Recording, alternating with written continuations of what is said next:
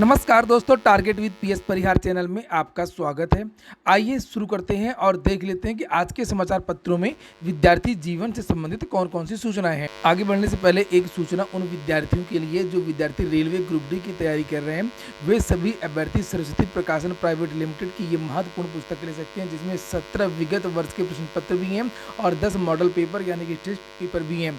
इन पुस्तकों की खासियत है कि इनमें प्रश्नों की जो व्याख्या वो काफ़ी अच्छी तरीके से दी गई है, विस्तृत दी गई है और जो प्रश्नों का समावेश किया गया है वो रेलवे ग्रुप डी का जो सिलेबस है उसी के हिसाब से ये पुस्तक तैयार की गई है। आपके आसपास की सभी कापी किताबों की दुकानों में रेलवे ग्रुप डी की ये पुस्तकें मिल जाएंगी और अगर आप लोग ऑनलाइन मंगवाना चाहते हैं तो उसके लिए भी लिंक मैंने डिस्क्रिप्शन बॉक्स में दे दी है, वहाँ पर जाकर के आप लोग ऑनलाइन भी मंगवा सकती हैं। वैसे रिवीजन के हिसाब से ये पुस्तकें काफ़ी अच्छी हैं। सरस्वती प्रकाशन प्राइवेट लिमिटेड की बहुत सारी पुस्तकें भी आती हैं, जैसे लेखपाल भर्ती, ग्राम समाज और अन्य पुस्तकें। चलिए शुरू करते हैं आज की सूचनाओं को, लेकिन वीडियो शुरू करने से पहले दो बातें कहूँगा। एक तो वीडियो को पूरा देखने की कोशिश करें, दूसरा वीडियो को देखने से पहले ही लाइक कर दिया करें। सबसे पहले जो सूचना है वो दरोगा भर्ती को लेकर के है। अमर उजाला का बहुत बहुत धन्यवाद जो इसको पहली न्यूज़ बनाया। आज के समाचार पत्रों में आपको ये पहली न्यूज़ देखने को मिलेगा। फर्जीवाड़े में जेल में बंद मगर बन गया दरोगा, ऐसी लापरवाही। दरोगा भर्ती परीक्षा में हर कदम पर साल भर की मदद लेने वाले को एसटीएफ ने 20 मई को किया था गिरफ्तार। 12 जून को नतीजे आए तो चयन भी हो गया। वायरल हुआ मामला तो हटाया गया। इसी तरीके की जो सूचना है वो पूर्व आईपीएस अमिताभ ठाकुर ने भी ट्वीट के माध्यम से दी थी। असल में मामला ये है कि एक कोई विद्यार्थी था जिसकी साल भर नहीं परीक्षा दिया था, साल भर नहीं डीवी करवाया था, साल भर नहीं दौड़ करवाया था और बाद में ये किसी मुखबिर ने सूचना दी और वो गिरफ्तार हो गया। वो तो जेल में बंद थे सभी लोग, लेकिन परिणाम में पास भी हो गए। आखिरकार ऐसी लापरवाही भर्ती बोर्ड ने कैसे किया उसको लेकर के यहाँ पर बहुत सारी सूचनाएं दी गई हैं आज के समाचार पत्रों में। यहाँ पर आप लोग देख सकते हैं शिक्षा माफियाओं की करतूत और लिखा हुआ है कि जिसने न सिर्फ पूरी परीक्षा साल भर के जरिए पास की बल्कि इसी मामले में वो जेल में बंद है। मामला जब सोशल मीडिया पर वायरल हुआ तो यूपी पुलिस भर्ती एवं प्रोन्नति बोर्ड ने जांच के आदेश दिए। चयनित आरोपी का नाम सूची से हटा दिया गया। उत्तर प्रदेश में जितनी परीक्षा में धांधलियां हुई हैं उनमें से दरोगा भर्ती का भी प्रमुख स्थान आता है। इस भर्ती में भी जम करके धांधली हुई है, विद्यार्थियों का ऐसा कहना है।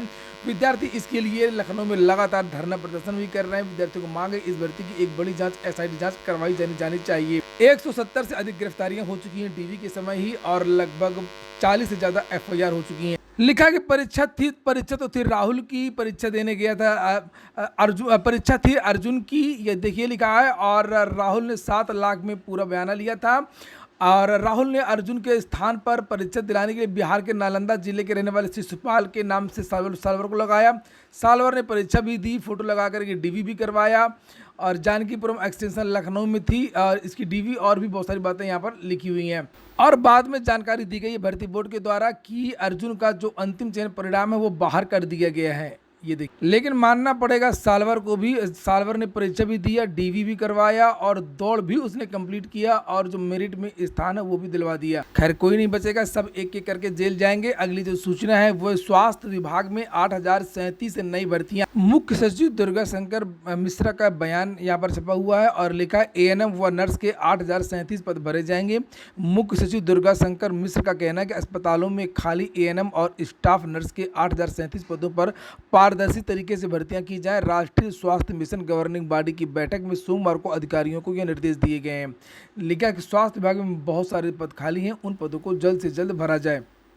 आगे लिखा हुआ है कि उन्होंने कहा कि स्वास्थ्य क्षेत्र में लगातार हो रहे सुधारों से प्रदेश सही दिशा में आगे बढ़ रहा है, इसलिए रिक्त पदों को जल्द से जल्द भरा जाए। हमें ऐसा स्वास्थ्य ढांचा विकसित करना है जो पूरे देश के लिए रोल मॉडल बने।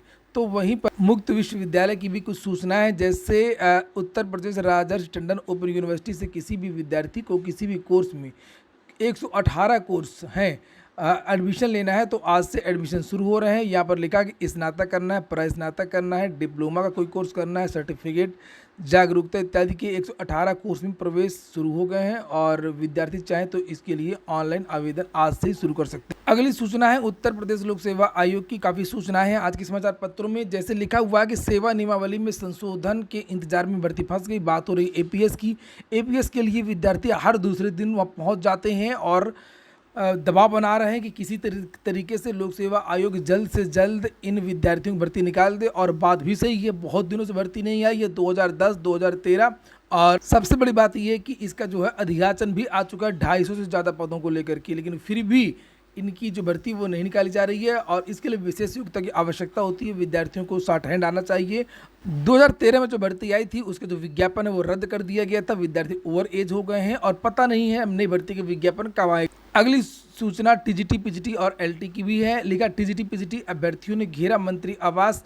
ये चयनित विद्यार्थी हैं। यहाँ पर देखिए लिखा हुआ है कि माध्यमिक शिक्षा के सहायता प्राप्त विद्यालयों में नियुक्ति की मांग को लेकर के टीजीटी व पीजीटी के वर्ष 2016 और 21 के प्रतीक्षारत अभ्यर्थियों ने सोमवार को प्रदर्शन किया और अभ्यर्थियों ने काउंसलिंग करा करके शीघ्र नियुक्ति की मांग को लेकर के माध्यमिक शिक्षा मंत्री गुलाब देवी के आवास का घेराव किया। जानकारी पर माध्यमिक शिक्षा मंत्री आवास से बाहर आई और अभ्यर्थियों को किसी तरीके से शांत करवाया। अगली सूचना एलटी के छात्रों के लिए है। एलटी 2018 के गुड न्यूज है। इन विद्यार्थियों का चयन रुका हुआ था। और प्रतियोगी छात्र मोर्चा के जो अध्यक्ष हैं विकी खान की तरफ से एक पोस्ट किया गया है और लिखा है कि एलटी बीएफए नॉन बीएड के समस्त प्रतियोगी छात्र भाइयों बहनों को अवगत कराना चाहूँगा कि आप लोगों की फाइल जो माध्यमिक शिक्षा निदेशालय द्वारा लोक सेवा आयोग को वापस कर दी गई थी उसको दोबारा माध्यमिक शिक्षा निदेशालय को वापस भेजे जाने को लेकर के लोक सेवा आयोग में प्रतियोगी छात्र मोर्चा की तरफ से एक ज्ञापन दिनांक 28 जून को दिया जाएगा और इसमें आग्रह किया जाएगा कि बीएफए नॉन बीएड की सभी फाइलों को लोक सेवा आयोग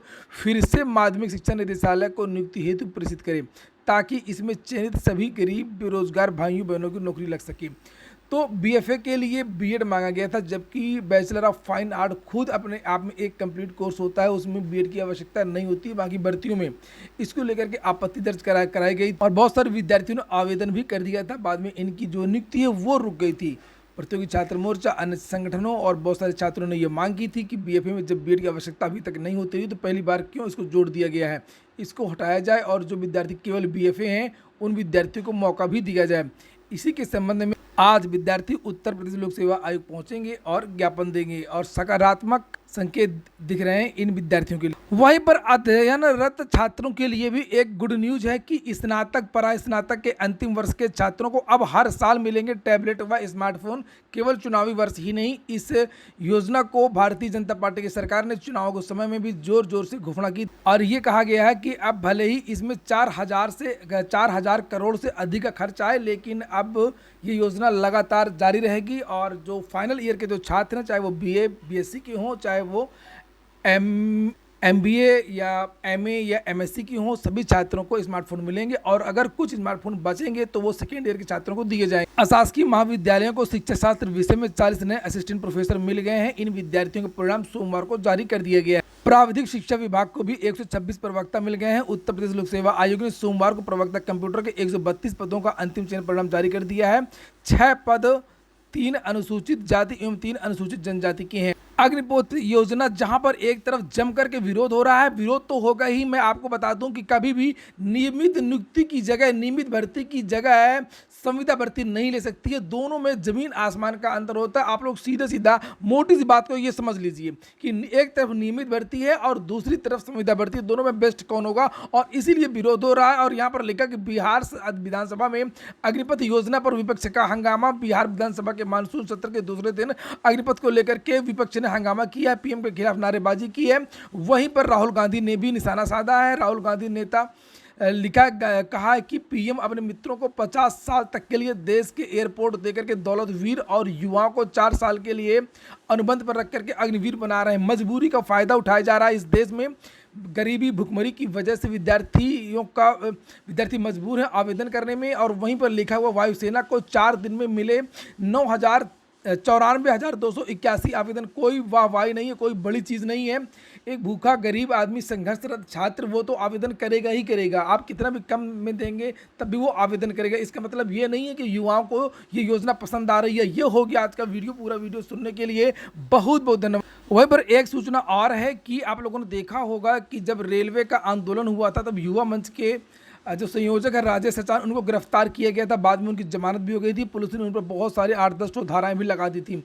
उनका मोबाइल आज तक पुलिस ने वापस नहीं किया है और लिखा है कि युवा मंच मुख्यमंत्री योगी से मामले की शिकायत की। राजेश सचान का कहना है कि जेल से रिहाई के उपरांत जांच के नाम पर मोबाइल वापस नहीं किया जा रहा। कोर्ट ने भी पुलिस को मोबाइल वापस करने के लिए आदेशित किया और इसके बाद पुलिस ने मोबाइल नहीं दिया। इस पर सीएम को ट्वीट करके न्यायालय के आदेश की क्रियान्वयन की अपील की है और मोबाइल के लिए एक अलग से याचिका डाली गई थी और कोर्ट ने भी कहा कि इनका जो मोबाइल है वो वापस दे दिया जाए, लेकिन पुलिस इनका जो मोबाइल है वो वापस नहीं दे रही है। तो ये हो गया आज का वीडियो। पूरा वीडियो सुनने के लिए बहुत बहुत धन्यवाद।